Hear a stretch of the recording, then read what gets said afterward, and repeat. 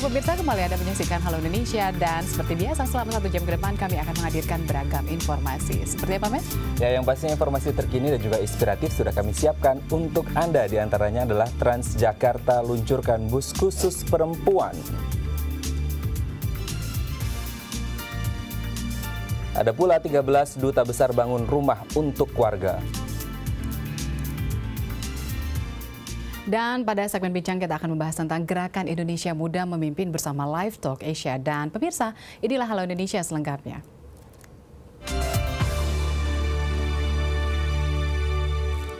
Pemirsa, peringatan Hari Kartini tahun ini dimanfaatkan oleh PT Transjakarta dan Pemprov DKI Jakarta dengan meluncurkan bus Transjakarta khusus bagi penumpang perempuan. Ya, peluncuran bus Transjakarta berwarna merah jambu ini diresmikan langsung oleh Ibu Gubernur DKI Jakarta, Veronica Tan. Dan berikut ini informasi selengkapnya. Pemerintah DKI Jakarta bekerjasama dengan PT Transjakarta meresmikan bus khusus perempuan. Seperti peruntukannya, bus ini tampil dengan ciri khusus. Berwarna merah jambu dengan tulisan stiker yang berisi kalimat memotivasi perempuan Indonesia. Bus ini dinamakan Bus Pinky. Bertepatan dengan peringatan Hari Kartini 21 April 2016 lalu, bus ini diresmikan oleh istri Gubernur DKI Jakarta Veronica Tan di halaman pendopo Balai Kota Jakarta Pusat. Rencananya bus Pinky akan melayani rute koridor 1 jurusan Blok M Kota dari pukul 5 pagi hingga pukul 10 malam. Di dalam bus, 2 petugas onboard Transjakarta yang diturunkan adalah kaum perempuan. Mereka bekerja selama 8 jam per hari setiap shiftnya. Kami ini adalah perusahaan BUMD yang ditugasi oleh Pemprov untuk memberikan pelayanan angkutan terbaik. Ya. Jadi selalu pesannya tuh Pemprov, khususnya Pak Gubernur ya, dia minta supaya kita berikan angkutan tuh yang aman, nyaman, ya, terutama ditambahin sopan. Kan ini banyak kejadian-kejadian yang ya kurang baik lah ya terhadap wanita ya. Makanya segala hal kami cari jalan keluar. Nah, minggu ini kebetulan kita terima bus cukup gede. Memang ini sudah masuk dalam program. Jadi kita memang siapkan ada beberapa bus wanita. Gitu. Itu backgroundnya. Tahap awal kita akan siapin 10. Awal ini baru koridor 1, ya, karena 1 itu kan backbone dari semua koridor mengarah ke 1 semua. Saya rasa seperti yang Bapak katakan, ya kalau memang ada perempuan yang memang, kan Bapak bilang nggak perempuan laki-laki, tapi perempuan boleh ngisi yang laki juga, atau yang rame-rame, atau yang perempuan khusus. Artinya perempuan di treat istimewa. Bus khusus perempuan ini memiliki kapasitas muatan penumpang yang sama dengan bus Transjakarta lainnya, yang terdiri dari 38 kursi dengan total penumpang berdiri maksimal 80 orang. Penyediaan bus khusus untuk pelanggan perempuan ini merupakan terobosan baru PT Transjakarta bersama Pemprov DKI Jakarta dalam perkembangan sejarah moda transportasi bus umum di Indonesia, khususnya di Ibu Kota Jakarta, yang juga sejalan dengan kampanye layanan berani berubah. Nova Monika, Budi Wirotomo, DAI TV. Cantik banget ya busnya ya. Kamu nggak bisa naik bus Transjakarta ini nih? Nggak bisa dong, karena khusus buat perempuan. Ya, kita ke informasi lain ya. Pemirsa, 13 duta besar negara sahabat untuk Indonesia berkumpul pada Selasa 19 April 2016. Lalu di Desa Bojongkoneng, Kabupaten Bogor untuk ikut serta dalam aksi Ambassador DIK yang digagas oleh Habitat for Humanity Indonesia. Ya, para dubes ini terlibat secara langsung membangun 3 rumah layak huni bagi masyarakat berpenghasilan rendah di wilayah tersebut, mulai dari mencangkul hingga meletakkan batu sebagai pondasi rumah. Dan berikut ini selengkapnya. Dalam mewujudkan dunia sebagai tempat tinggal yang layak bagi setiap manusia, Habitat for Humanity kembali membangun rumah layak huni bagi masyarakat berpenghasilan rendah. Kali ini di Desa Bojongkoneng, Babakan Madang, Kabupaten Bogor. Habitat for Humanity membangun 3 rumah untuk warga setempat. Dalam pembangunannya, Habitat for Humanity tidak hanya melibatkan anggota dan warga setempat untuk bekerja membangun pondasi rumah. Ada 13 duta besar negara sahabat seperti Amerika Serikat, Kanada, Papua Nugini, Hungaria, Italia, dan perwakilan dari perusahaan swasta yang menjadi sponsor turun menjadi relawan pekerja bangunan.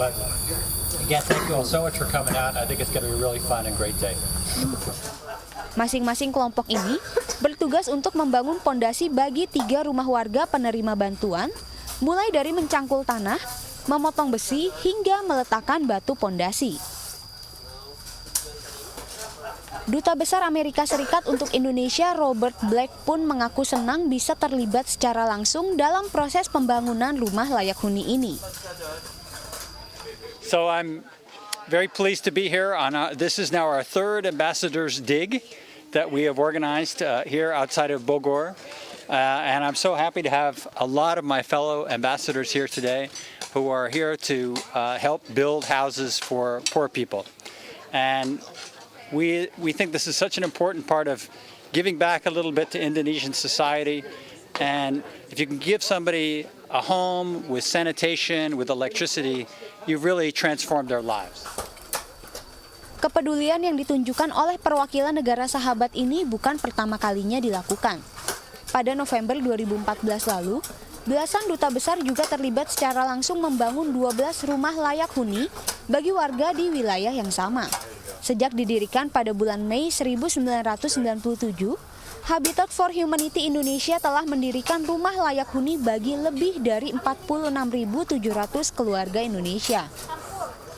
Pada saat ini ada 15 ambasador yang siap datang, tapi saya dengar ada beberapa yang tidak bisa datang pada hari ini, dan kita akan membangun 3 rumah. Edi, salah satu warga penerima bantuan pun mengaku bersyukur atas bantuan pembangunan rumah yang diberikan oleh Habitat for Humanity. Ia tidak menyangka para duta besar dapat hadir dan membantu proses pembangunan rumahnya. Rumah saya kecil, Bu, terus bocor, ada yang membangun Habitat. Ya, banyak terima kasih Habitat ya, membangun rumah saya. Ya, syukur alhamdulillah gitu, saya dibantu ku Habitat gitu. Saya lebih semangat gitu, ngadain batu kali, ngadain itu, berjuang gitu, kerja. Ferawati, Denny Kristiawan, DAI TV. Ya, demi mewujudkan misinya untuk menjadikan dunia sebagai tempat tinggal yang layak bagi setiap manusia, Habitat for Humanity Indonesia terus berkomitmen membangun rumah layak huni berstandar nasional bagi masyarakat berpenghasilan rendah. Seperti apa rumah layak huni yang dibangun oleh Habitat for Humanity? Berikut kami hadirkan liputannya untuk Anda.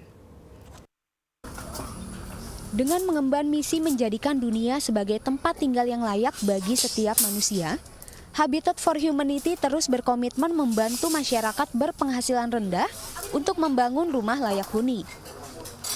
Menurut data dari Kementerian Pekerjaan Umum dan Perumahan Rakyat, hingga saat ini masih ada lebih dari 7 juta rumah tidak layak huni di Indonesia.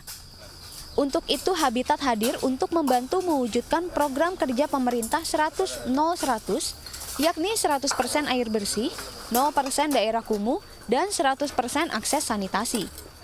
Di Desa Bojongkoneng, Babakan Madang, Kabupaten Bogor sendiri, terdapat 1.137 rumah tidak layak huni yang terbuat dari bilik dan kayu, serta tidak memiliki akses air bersih dan sanitasi yang memadai. Ini sebetulnya di Kecamatan Babakan Madang dibangun 425 rumah tidak layak huni dari 1.137 tadi. Nah, dibantu oleh teman-teman dari Habitat, disupport oleh sponsor dan para dubes. Ini luar biasa karena memang membantu meringankan pemerintah daerah dan membantu masyarakat. Gitu.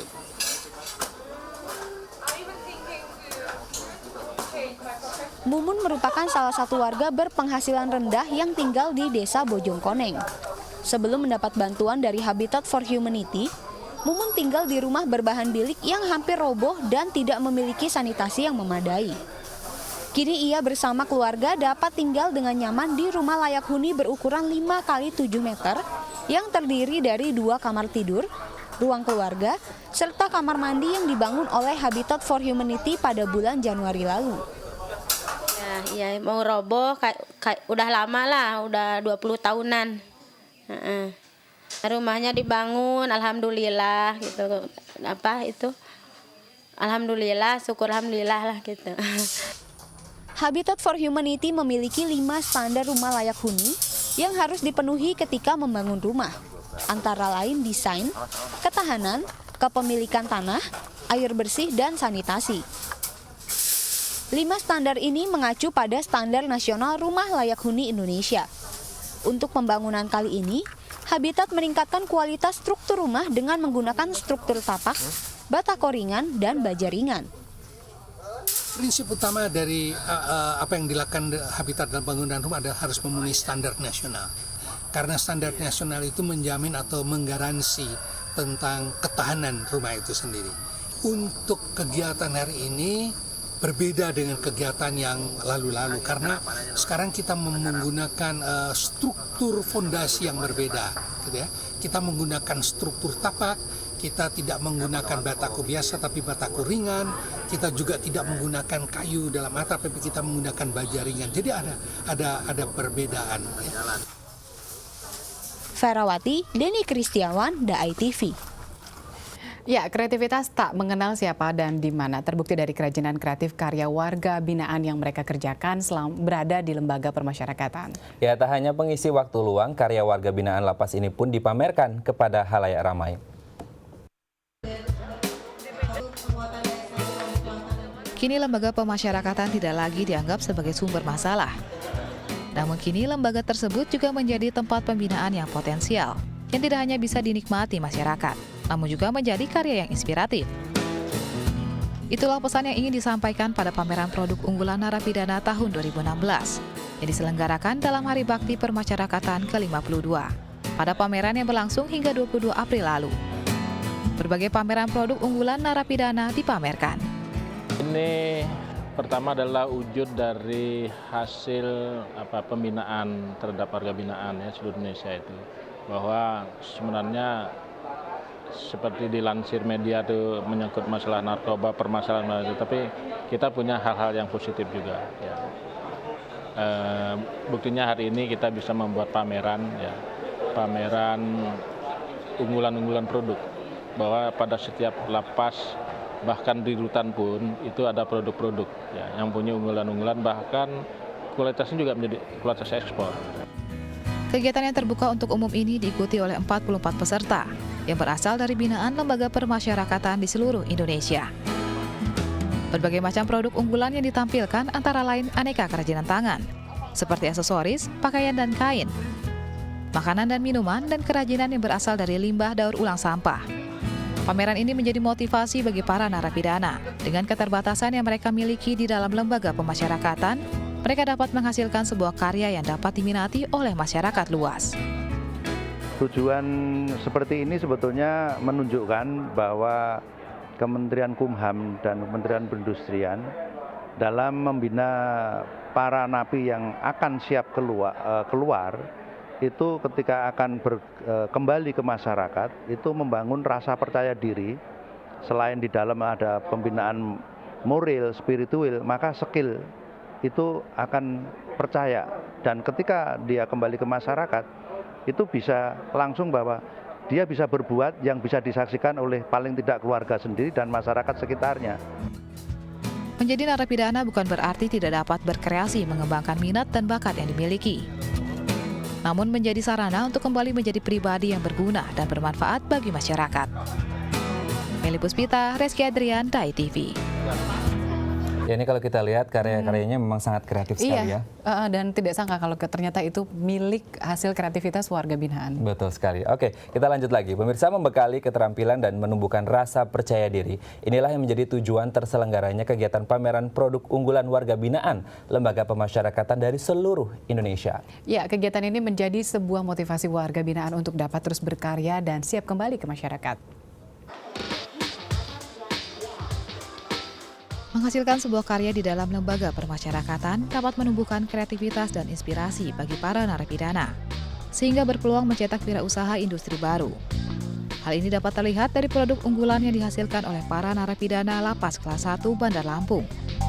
Produk seperti tikar lipat, kursi-kursi goyang, dan juga aksesoris laris terjual pada pameran yang berlangsung pada akhir pekan lalu. Aktivitas kreatif dari balik dinding lapas dapat memberikan motivasi kepada narapidana agar mampu berkreasi meski fisik mereka harus terkungkung dalam penjara untuk beberapa saat. Kalau untuk kualitas kita lebih menang di kekuatan. Namun demikian kalau untuk inovasi ataupun itu memang kita kalah dengan produk-produk pabrik. Tapi ini merupakan handmade. betul-betul kerja tangan yang secara pelan-pelan seperti kita membuat tapis. Itu dilakukan 1 bulan sampai 1,5 bulan baru selesai. Nah, tapi itu tidak ada dijual di pabrikan. Nah, itu bedanya, sehingga orang-orang tertentu yang mengerti tentang budaya, tentang kreasi daripada daerah-daerah tertentu itu mencari yang handmade. Selain itu ada pula produk dari bahan daur ulang yang dihasilkan oleh penghuni lapas di Papua Barat. Dari barang-barang bekas seperti kertas koran, limbah plastik yang berasal dari botol-botol bekas, mereka rangkai menjadi sebuah kreasi bunga yang menarik. Kami sangat senang dan kami berterima kasih untuk Bapak Menteri Hukum dan HAM Republik Indonesia karena beliau bisa memberikan kesempatan itu untuk kami di Papua, di Indonesia Timur bisa ikut. Nah, itu kami senang sekali. Amy, salah satu pengunjung pada pameran kali ini, ia pun menyambut baik dengan hasil karya yang dihasilkan oleh para narapidana ini. Paling tidak masyarakat itu kan jadi tahu bahwa napi itu sebenarnya mereka itu nggak jahat. Mereka walaupun terkungkung, mereka terpenjara secara fisik, tapi mereka di dalam itu mereka punya kreativitas dan mereka produktif. Memiliki kreativitas yang dilakukan oleh para narapidana ini dapat menjadi bekal yang baru ketika mereka kembali ke tengah masyarakat. Kegiatan pameran bisa memberikan citra positif terhadap pembinaan narapidana di lembaga permasyarakatan, sehingga masyarakat dapat melihat bahwa lembaga permasyarakatan bukanlah lembaga yang menutup kreativitas para narapidana. Meli Puspita, Reski Adrian, DAI TV. Ya, itu tadi ternyata hasil karya warga binaan dari seluruh Indonesia. Ya, memang sangat kreatif sekali dan patut untuk dihargai ya. Ya, dan pemirsa selanjutnya kami akan membahas tentang Gerakan Indonesia Muda Memimpin bersama Live Talk Asia. Namun setelah jeda berikut, tetap bersama kami di Halo Indonesia.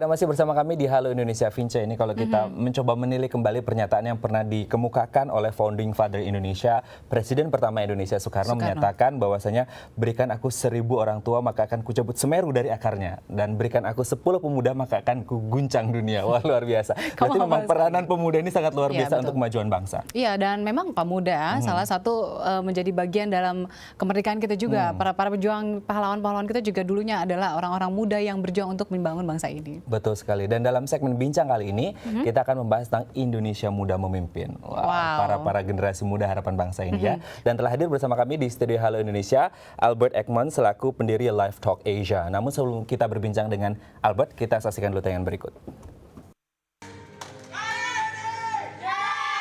Menjadi pusat pelatihan kepemimpinan yang mampu mengembangkan jiwa kepemimpinan generasi muda Indonesia, inilah yang menjadi visi Live Talk Asia. Berbeda dengan pelayanan motivasi pada umumnya, Live Talk Asia berfokus pada pembentukan jiwa kepemimpinan anak-anak muda di Indonesia. Hal ini dituturkan oleh pendiri sekaligus mentor Live Talk Asia, Albert Eggman. Menurutnya, jiwa kepemimpinan bisa dibentuk dan dipelajari sejak dini untuk membentuk karakter serta mental seorang pemimpin. Dalam memberikan pelatihan, Live Talk Asia mengerahkan 12 mentor dari berbagai bidang ilmu. Tujuannya agar peserta pelatihan bisa mendapatkan pengalaman yang beragam dari setiap bidang. Di tahun 2020 mendatang, Live Talk Asia berharap dapat menyukseskan Gerakan Indonesia Muda Memimpin untuk menjawab tantangan kepemimpinan bagi generasi muda Indonesia. Oke, ini kalau kita berbicara tentang pemuda, semangatnya masih berkobar-kobar. Iya, luar pasti. Biasa. Apalagi kalau narasumber kita juga anak muda tentunya ya. Oke, pasti semangat juga ya. Kita sapa langsung ya. Sama seperti kita mungkin ya. Masih 17 tahun ya. Oke, kita sapa Albert. Halo, apa kabar? Ya, halo Mas Met, halo Mbak Vince. Halo, selamat pagi. Oke, kita sebelum berbicara tentang Live Talk Asia, ini yang menarik adalah sebenarnya pemuda. Pemuda ini selalu menjadi perbincangan di mana-mana karena sekarang juga yang kita butuhkan di Indonesia khususnya adalah peranan pemuda dalam memajukan bangsa. Nah, sebenarnya pemuda itu range usianya dari usia berapa dan usia berapa sampai usia keberapa, dan peranan pemuda di Indonesia sampai detik ini menurut pandangan dari teman-teman Live Talk Asia ini seperti apa? Ya, untuk pemuda sebenarnya kalau dari kita memang kita mulai dari umur 12 tahun sampai biasa di bawah 30 tahun. Itu buat kami adalah seorang pemuda. Tapi buat kami usia tuh nggak jadi masalah sebenarnya, yang penting jiwanya muda. Itu kita ya. Iya, dan kalau dikatakan sebenarnya peran pemuda bagi bangsa ini sangat besar sekali. Kalau kita bisa lihat bahwa di sejarah pun membuktikan bahwa peran pemuda ini adalah perannya kemerdekaan bangsa sebenarnya. Jadi kita melihat bahwa sebenarnya untuk generasi saat ini akan sangat baik jika kita bukan cuman berdiam diri, bukan hanya cuman tidak melanjutkan perjuangan di masa lalu, tapi biarlah pemuda di hari-hari ini juga berjuang untuk masuk di dalam sebuah kemerdekaan yang baru, kalau saya bisa bilang. Kalau saya bisa bilang bahwa yang tadi disebut gerakan Indonesia Muda Memimpin, kami punya sebuah kerinduan bahwa pemuda ini bisa menjadi orang-orang yang membangun kemerdekaan, arti kata kemerdekaan nilai-nilai yang seringkali hari ini sudah merosot. Gitu, Mas Matt. Nah, tadi kan bilang nilai-nilai yang sudah merosot. Seperti apa sih nilai-nilai merosot yang sebenarnya yang terjadi di negara kita dan akhirnya pemimpinnya juga tidak, pemimpin mudanya juga tidak ada gitu? Betul, kalau kita bisa lihat sebenarnya apa yang terjadi adalah nilai-nilai ini bisa kita lihat dalam korupsi, banyak orang korupsi dan nepotisme. Banyak sekali terjadi orang-orang yang melihat sebuah nilai sebagai sebuah hal yang bukan lagi sebagai prinsip yang harus dipegang. Bisa kita lihat banyak hal yang terjadilah di berita, adanya semua kasus-kasus yang kita bisa tahu sampai hari ini. Tapi kita bisa melihat bahwa sebenarnya ini adalah yang harus kita bangun. Nah, pentingnya pemimpin-pemimpin, kalau saya bisa bilang, kita sedang kaya dengan sumber daya alam, kita sedang kaya dengan semua hal di bangsa ini, tapi yang kita miskin adalah seorang pemimpin. Nah, itu dia, gerakan ini adalah sebuah gerakan yang kita mau bangun untuk membangun Indonesia, untuk memperkaya pemimpin-pemimpin yang memegang teguh nilai-nilai moral yang tinggi. Oke, kita tahu pemuda adalah generasi penerus bangsa, generasi harapan bangsa, tapi mirisnya yang terjadi saat ini adalah banyak pemuda yang mengkhawatirkan bangsa, ya. Tapi ada juga banyak juga yang cuek. Banyak juga yang cuek, ya. Tapi yang menjadi pertanyaan adalah dengan sifatnya yang kemudian banyak hedon, kemudian ego, selfishnya luar biasa tinggi. Nah, apakah memang harus ada revolusi perilaku dari para pemuda di Indonesia ini sendiri? Iya, Mas Matt, saya setuju sekali dengan revolusi. Karena kita percaya bahwa tanpa adanya hal itu, maka Indonesia, maka generasi yang selanjutnya akan hilang. Kalau kita bisa bilang bahwa sebenarnya kita ini masa-masa anak muda, bisa dikatakan seperti Mas Matt, Mbak Vince dengan jiwa-jiwa mudanya ini, saya rasa juga kita punya tanggung jawab untuk ke depan. Karena kalau tidak, generasi yang akan datang tidak ada rasa untuk membangun perjuangan yang selanjutnya. Jadi kalau buat saya, buat kami teman-teman di Live Talk Asia, kami merasa bahwa jangan sampai perjuangan di pahlawan-pahlawan di masa lalu itu berhenti sampai tempat ini. Tapi Albert, yang menarik adalah kita tahu korupsi memang sedang marak ya, dan belum bisa ditekan karena banyak sekali para pejabat-pejabat yang saat ini memang masuk dalam kategori korupsi. Tapi ada juga karena pemberitaan yang sering terus-menerus tentang korupsi, akhirnya banyak anak muda yang cukup apatis, sehingga mereka tidak punya rasa yang ada perubahan. Nah, bagaimana Live Talk Asia ini bisa merangkum anak muda itu supaya mereka tidak lagi apatis? Betul. Jadi kalau bicara, memang betul, saya setuju dengan Mbak Vince bahwa berita memang semuanya berbicara hal yang negatif sekarang. Jadi kalau dari kami adalah, kami bukan cuma mau jadi orang yang hanya tergerak, namun prinsip kami adalah bergerak juga. Jadi kalau kita mulai hari ini di dalam Live Talk Asia, kita mulai membangun yang namanya sebuah ekosistem. Jadi kami mulai membangun namanya komunitas anak-anak muda yang berpikir apa yang bisa kita lakukan mulai saat ini. Apa sih perubahan yang bisa kita berikan. Dan kami percaya dengan membangun daripada anak-anak muda, maka ada jawaban di sini. Karena kalau kita bisa merubah orang yang lebih tua itu susah sekali. Tapi membangun anak-anak muda, membangun konsep mindset yang benar, ini pasti ada solusi di sini. Nah, ini kita lakukan. Baik, nanti kita akan bahas seperti apa sih membangun jiwa kepemimpinan terhadap anak-anak muda di Indonesia ya. Setelah pemirsa, kami akan kembali setelah yang satu ini.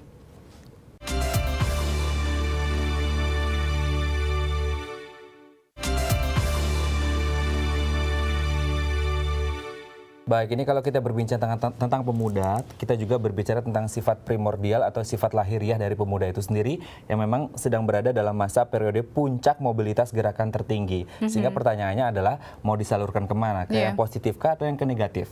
Nah, mungkin salah satu solusinya adalah di Live Talk Asia ini yang kemudian menyalurkan berbagai mungkin aspirasi gerakan mereka yang kemudian ke hal-hal yang positif. Dan kita akan tanyakan sebenarnya apa saja program yang ada di Live Talk Asia untuk memotivasi anak-anak muda ini menjadi jauh lebih baik ke depan.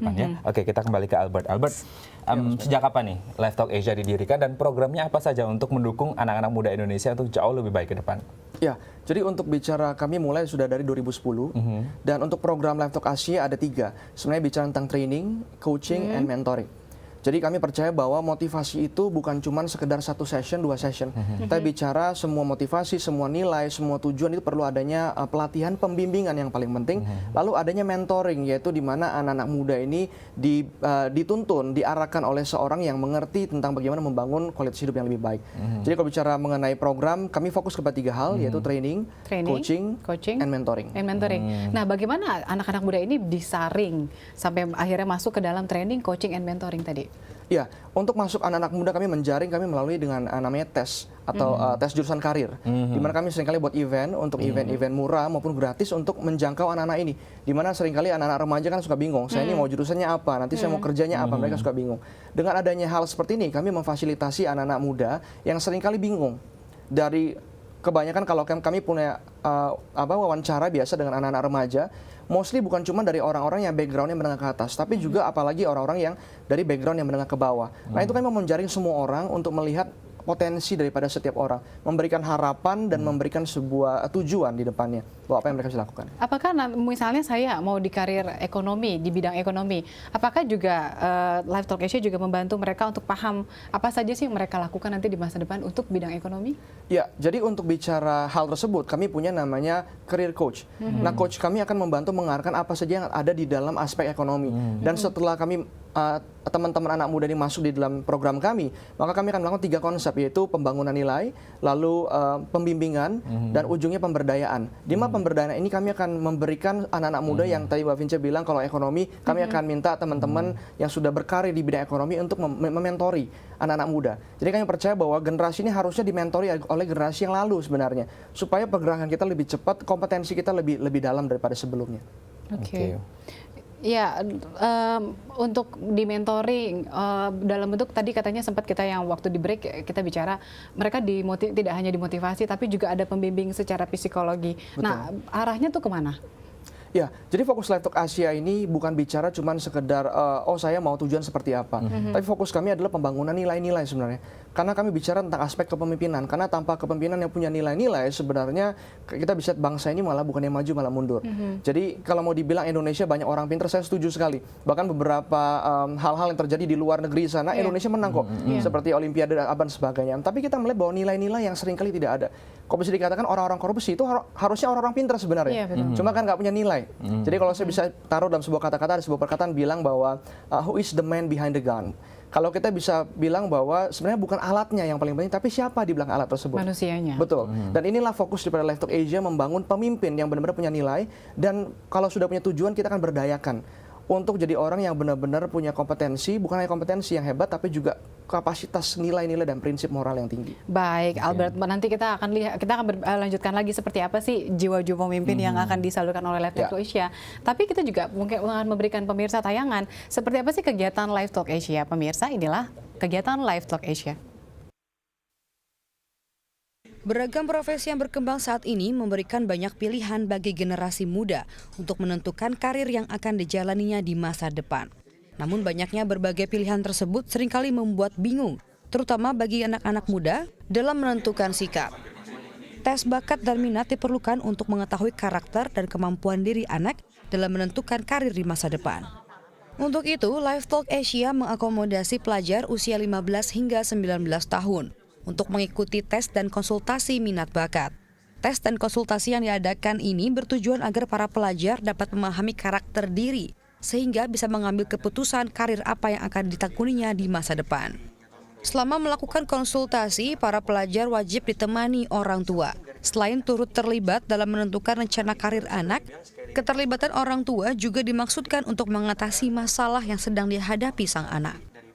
Ya, ini kalau kita berbicara tentang karir, mungkin banyak yang kemudian galau ya setelah beberapa tahun atau puluhan tahun mereka berkarir dan berkata, ini the real me bukan ya? Salah jurusan. Salah jurusan ya. Kita tanyakan ke Albert. Albert, ini kan tadi ada tes minat bakat untuk menentukan karir yang terbaik sesuai dengan passionnya masing-masing. Nah, pertanyaannya apakah memang melulu orang yang belum bekerja atau berkarir atau memang yang sudah berkarir tapi kemudian mereka ingin mencari sebenarnya saya ini sebenarnya ada di mana? Seperti itu. Ya Mas Matt, jadi kalau bicara mengenai tes jurusan karir, kami sebut jurusan karir, artinya dari anak muda sampai orang yang sudah bekerja pun kami terima. Kenapa? Kami merasa begini, bahwa seringkali orang-orang yang bahkan sudah melewati masa 25 tahun ke atas pun seringkali bingung. Terjebak ya. Betul. Jadi kami merasa bahwa tes kami ini bukan cuma dirancang untuk anak-anak yang muda atau remaja, tapi kami juga merancangnya sampai ke dalam satu kesatuan untuk orang-orang yang lebih tua, atau bahkan mau tahu saya nih kalau kira-kira opsi karir saya yang paling bisa membuat saya tuh enjoy itu apa. Kami ada presentasenya dari yang paling tinggi sampai yang paling rendah. Nah itu yang kami lakukan. Kalau itu yang dilakukan oleh Live Talk Asia, berarti ada coaching tadi. Coaching tadi itu berapa hari? Kalau coaching tadi kami coaching 12 kali, pelatihan atau training 12 kali. Jadi satu program kami atau satu level ada 24 kali pertemuan. Apakah itu bayar? Gratis? Iya, jadi kami melakukan dua hal.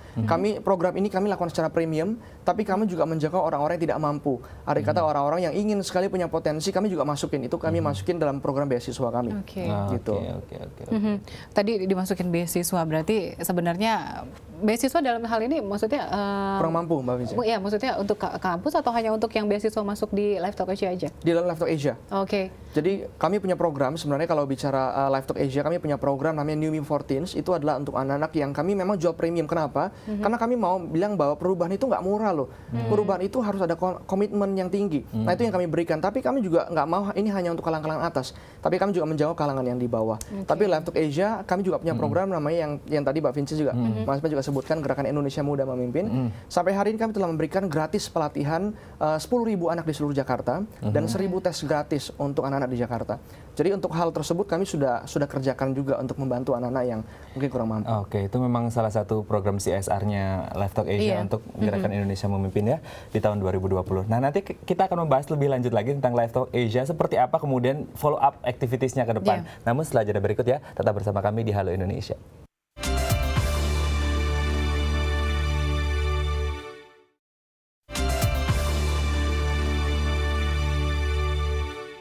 Baik, ini kalau tadi kita berbicara tentang GIMM atau Gerakan Indonesia Muda Memimpin tahun 2020 sebagai salah satu bentuk CSR daripada Live Talk Asia, juga kita berbicara tentang anak muda yang mempunyai 3 peranan, agents of change, agen perubahan, moral force, dan juga social control atau penyampai kebenaran di masyarakat. Memang banyak sekali peranan-peranan yang sangat luar biasa dari pemuda itu sendiri. Kita kembali ke Albert.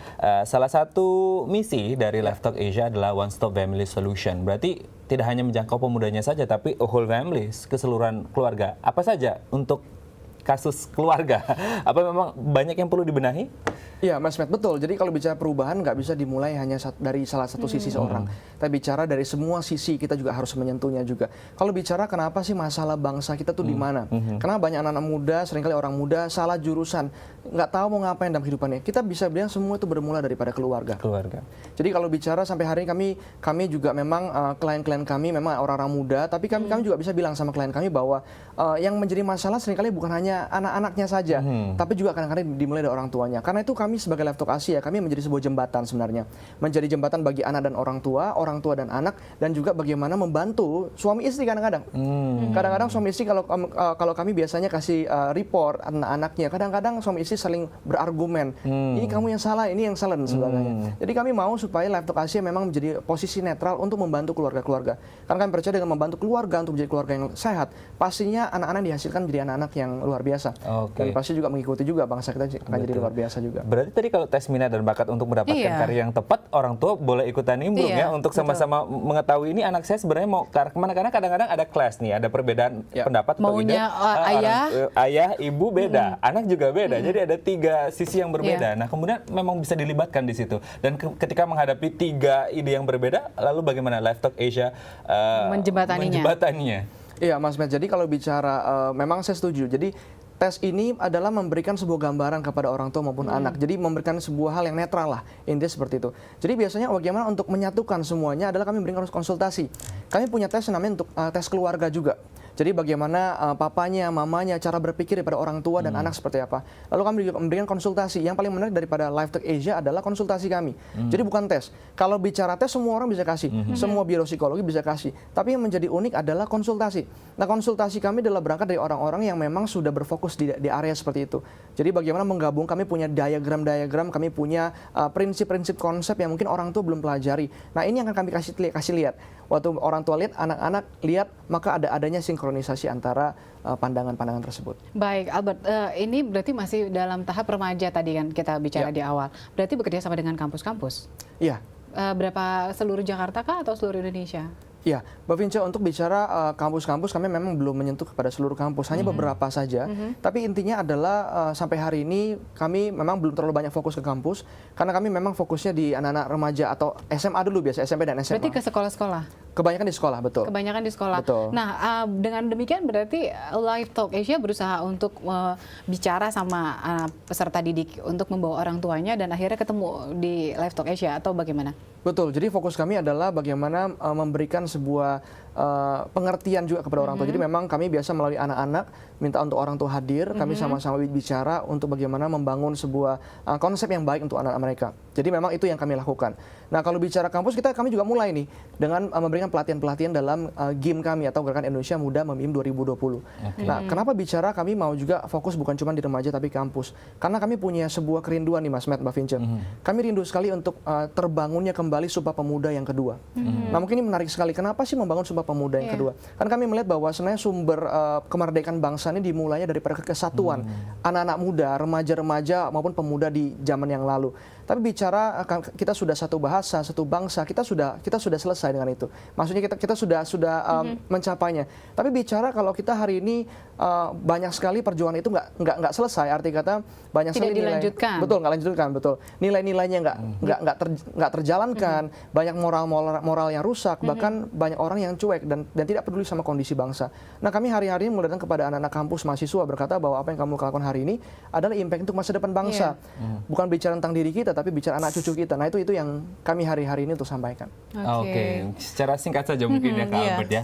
Apa harapan Albert untuk pemuda-pemuda di Indonesia ke depannya? Ya Mas Matt, kami berharap 3 hal untuk pemuda Indonesia. Yang pertama, bangsa Indonesia kita semua punya pemimpin-pemimpin yang punya nilai yang tinggi. Integritas kita terjamin. Artinya setiap sikap perbuatan kita menjadi pemimpin yang bertanggung jawab atas semua itu. Yang kedua, bicara kita punya pemimpin-pemimpin yang nggak punya agenda pribadi. Arti kata semua tujuan yang kita miliki adalah untuk kemajuan bangsa, kemajuan lingkungan kita di bangsa. Dan yang ketiga adalah pemimpin-pemimpin yang unggul secara dunia internasional. Bisa bersaing, arti kata di kancah internasional ya. Betul. Dan yang paling penting adalah menjadi tolak ukur. Indonesia jadi tolak ukur bagi dunia. Kalau bicara kita tahu bisnis hiburan yang paling besar di mana, yang paling kalau bicara musik siapa. Tapi kita mau Indonesia ini jadi sebuah tolak ukur. Ada kata SDM kita paling besar, tapi kualitas kompetensi kita, karakter kita itu juga membantu. Jadi kerinduan saya adalah melihat bahwa bangsa kita besar, bangsa kita jaya, dan bangsa kita merdeka untuk yang kedua kalinya lagi. Baik, bukan berarti kita pintar terus kita sekolah di luar negeri terus akhirnya kita tinggalkan Indonesia, tapi harusnya mereka juga ikut bergabung ya di bersama pemuda lain untuk membangun negara ini. Tapi saya masih satu penasaran, jurusan apa, Albert? Saya jurusan hukum. Jurusan hukum. Tapi sepertinya maksimalnya di bidang konsultan nih. tapi nggak apa-apa ya, berarti ini ada aspek hukum yang mungkin nanti disalurkan ya. Juga ada konsultan, ada juga bidang hukum ya. Jadi semuanya menyatu menjadi satu. Baik, Albert. Tetap semangat ya untuk berjuang untuk memberikan semangat bagi motivasi anak muda supaya bisa menjadi calon pemimpin bangsa kita ya. Yang lebih baik ke depan. Pastinya. Ya, pemirsa, kami masih memiliki informasi menarik lainnya, tetap bersama kami di Halo Indonesia.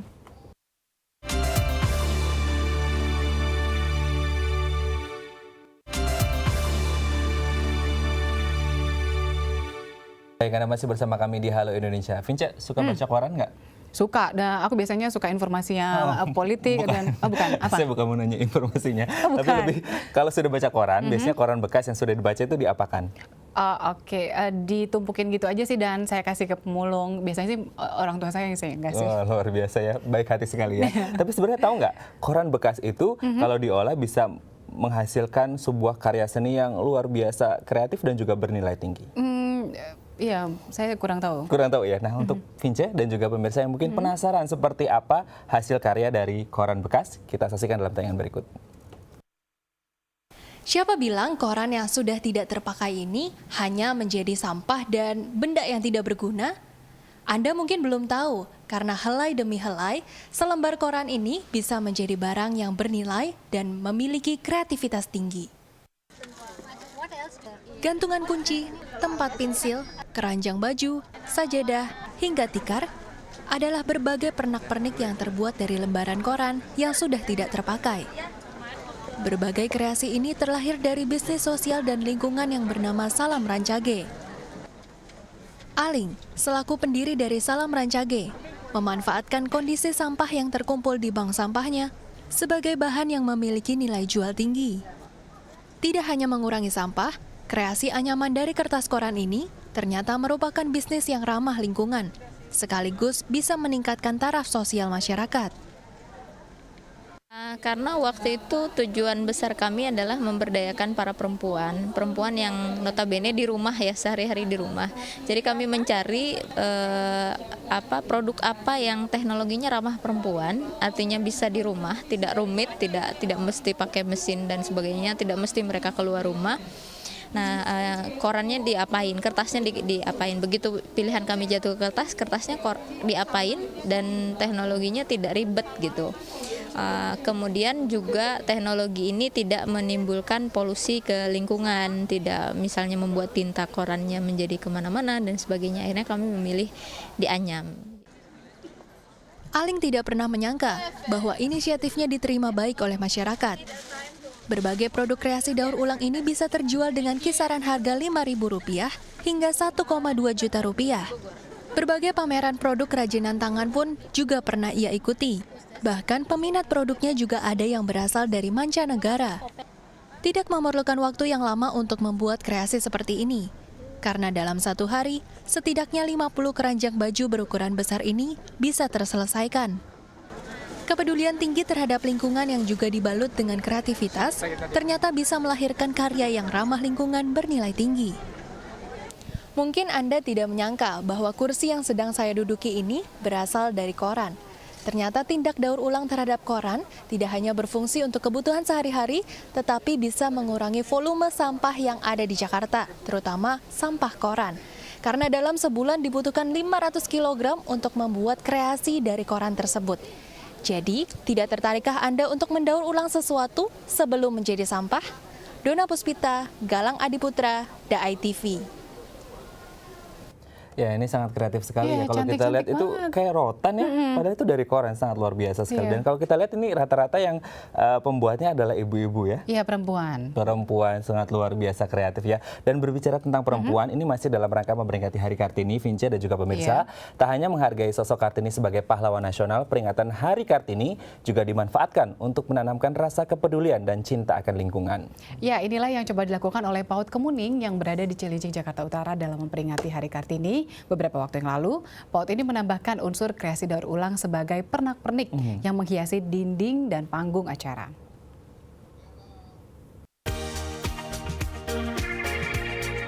Dalam memperingati Hari Kartini, pendidikan anak usia dini Kemuning yang berlokasi di RW 9 Kampung Beting, Kelurahan Semper Barat, Cilincing, Jakarta Utara, menggelar pawai keliling kampung dengan mengenakan pakaian adat dan kostum profesi yang ada di Indonesia.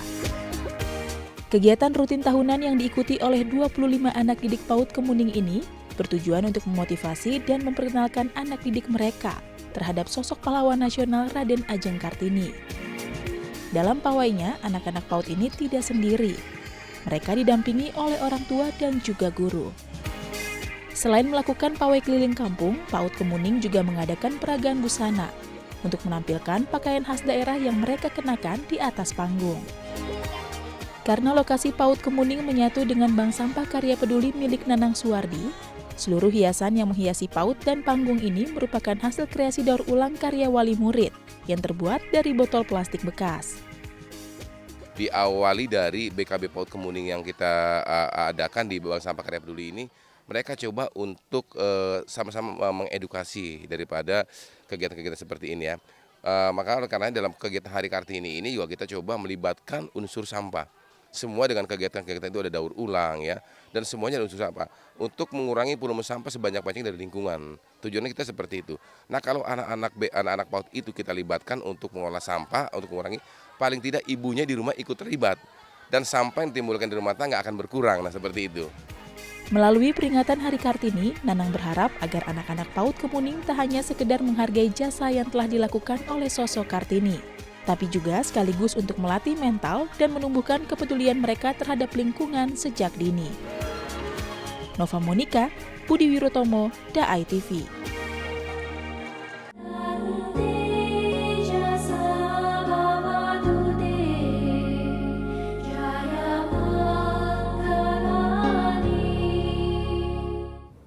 Pemirsa, dalam menjelang Trihari Suci Waisak yang jatuh bulan Mei mendatang, para pemuka agama Buddha melakukan pindah patah dengan berjalan mengelilingi kawasan Kota Tua Jakarta tanpa menggunakan alas kaki. Dalam perayaan ini juga diadakan berbagai bakti sosial yang meliputi donor darah, pengobatan gratis, dan cukur rambut gratis. Menyambut Trihari Suci Waisak, sebanyak 40 biku melakukan tradisi pindah patah tanpa alas kaki. Para rohaniawan Buddha ini berjalan mengelilingi kawasan Kota Tua Jakarta untuk mengambil puja atau dana dari puluhan ribu umat Buddha yang telah berkumpul menunggu kedatangan para biku. Dalam tradisi pindah patah, biku dan umat Buddha tidak menggunakan alas kaki agar keduanya sama-sama membumi. Bentuk dana yang diberikan oleh umat cukup beragama. Umat beragama ada yang berdana berupa makanan dan ada juga yang berupa obat-obatan. Semua dana yang terkumpul akan digunakan untuk mencukupi kebutuhan sehari-hari para biku. Dalam kesempatan ini juga Wakil Gubernur DKI Jakarta Jarod Saiful Hidayat juga ikut berkeliling bersama biku. Menurutnya hal ini bisa memupuk rasa toleransi antar umat beragama. Hari Raya Trisuci Waisak ini umat Buddha benar-benar memberikan contoh begitu dalam rangka berbagi, menebarkan kasih sayang, peduli kepada sesama, budaya memberi dan menerima. Nah, kemudian ini juga melibatkan seluruh anggota masyarakat, mereka berbondong-bondong dengan tanpa diminta dan disuruh. Artinya apa? Budaya seperti ini tumbuh, subur di masyarakat Indonesia. Yang kedua adalah semangat heterogenitas, pluralitas, ya, bahwa kita ini saling toleran, bangsa kita tuh saling toleran. Nah, inilah yang nilai-nilai seperti ini yang sebetulnya saya ingin sekali itu diungkap di media.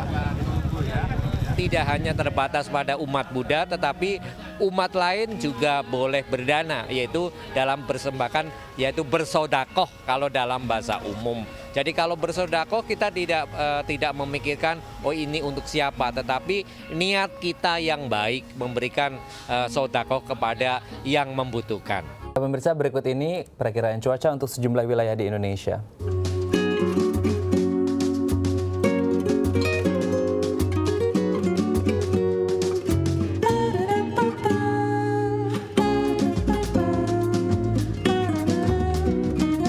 Ya pemirsa, sekian perjumpaan kita hari ini. Saksikan terus Halo Indonesia dari Senin hingga Jumat di waktu yang sama. Ya, jangan lupa follow Twitter kami di @dae_tv dan @haloindo.tv. Akhir kata saya Vinci Rumintang. Dan saya Raden Madlias mewakili seluruh kru yang bertugas pamit undur diri. Sampai jumpa dan selamat beraktivitas.